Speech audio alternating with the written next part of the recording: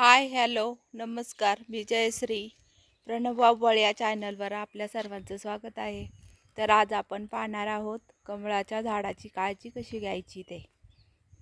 तर हे पहा माझं कमळाचं झाड 1 महिन्यापूर्वी लावलेलं.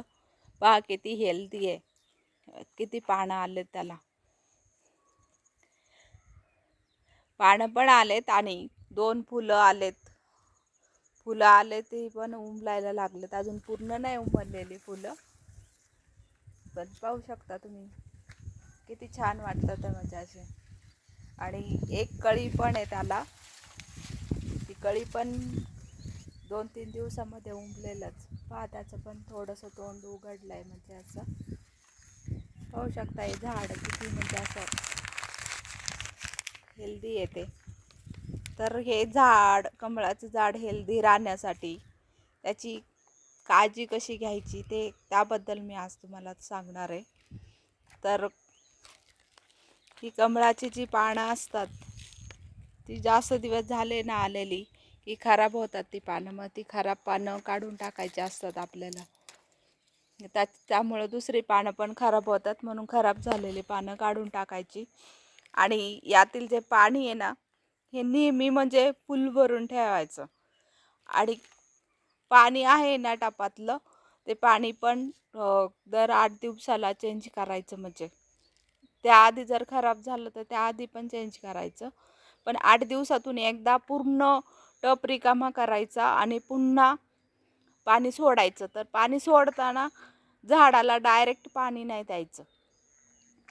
पाणी देताना त्याला हळूहळू, म्हणजे आपला टप असेल त्या टपाच्या कडेला पाईप धरून मग हळूहळू पाणी द्यायचं. नाहीतर मग चाळणी वगैरे धरायची आणि त्या चाळणीतून पाणी द्यायचं त्याला. म्हणजे असं डायरेक्ट प्रेशरने पाणी नाही सोडायचं. प्रेशरने पाणी सोडलं की मग झाडाची मुळं आहे ती वरती उन्मळून येतात, झाड खराब होतं आपलं. तर पाहू शकता म्हणजे हे असं. आणि ह्या झाडाला म्हणजे कंटिन्यू ऊन लागतं. जेवढं ऊन असेल ना झाडाला, तेवढं झाड म्हणजे खूप छान येतं. म्हणजे असं पानं पण खूप अशी हिरवी आणि मोठी मोठी पाने येतात. पहा याची पानं किती मोठी मोठी येते आणि किती हिरवा हिरवा कलर आहे त्याचा. म्हणजे असा त्याला ऊन खूप लागतं भरपूर म्हणजे झाडाला असं. आणि याला खत ज्यावेळेस आम्ही रिपोर्टिंग केलं होतं त्यावेळेस आम्ही वर्मी कंपोस्ट किंवा शेणखत मातीमध्ये मिक्स करून दिलं होतं.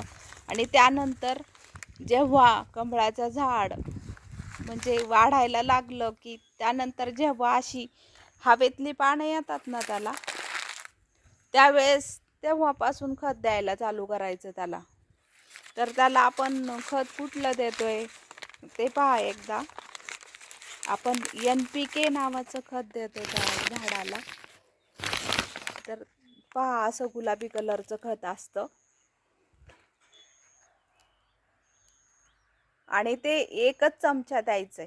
आपला टब जर छोटा असेल तर 1 चमचा द्यायचं आणि मोठा टब असेल तर 2 चमचे द्यायचं. पण तेही डायरेक्ट नाही द्यायचं खत झाडाला. असं पेपरमध्ये घ्यायचं, पेपरमध्ये पुडी बांधून मग ती मातीमध्ये ठेवायची. म्हणजे झाडाच्या मातीमध्ये ठेवायची. डायरेक्ट खत ठेवायचं नाही. डायरेक्ट खत ठेवलं की झाड खराब होतं. तर पहा हे झाड आता किती हेल्दी आणि किती छान दिसतंय. बघू शकता तुम्ही किती मस्त दिसतंय झाड. तुम्हाला अशीच कमळाची झाडे हवी असेल तर अशीच काळजी घेत राहा त्याची आणि छान मस्त कमळ फुलवा तुमच्या बागेमध्ये. व्हिडिओ आवडत असेल तर चॅनलला लाईक शेअर करायला विसरू नका. थँक्यू.